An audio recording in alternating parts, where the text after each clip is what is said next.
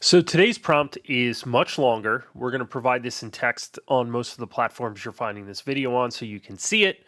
But this is to help you create a sales and marketing strategy around some basic inputs in your business. So we'll give you this in a way that you can copy and paste it.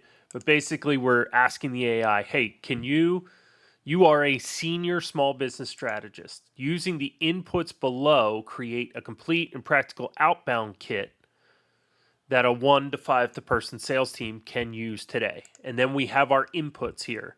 So we give it the industry we're in. We're going to say our niche industry that we're trying to target is accountant firms with 5 to 50 employees, uses Microsoft 365, has a physical location, office located in Pennsylvania. We're just picking random things here. The offer is we're going to offer office cleaning services.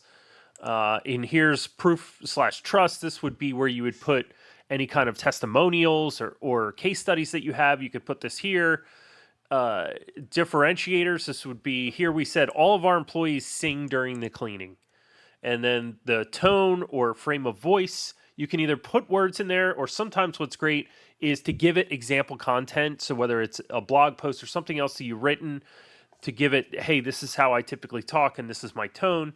Compliance constraints, you would put anything there that would have to do with compliance. And then it's telling the AI what I want it to output. So here's the output: value proposition, pain points, a 5-touch sequence that'll have email, LinkedIn, voicemail script, discovery call guide, objection handling, clear CTAs for you, metrics to track. And then the constraints, it's saying here we want to have a very low reading level, which means we want to talk in plain English that everybody can understand. No buzzwords. Keep it under 900 words. And here's placeholders and stuff that you can use for the outbound messaging. And now this is probably going to take a little bit of time, but we'll see here that here's a value proposition.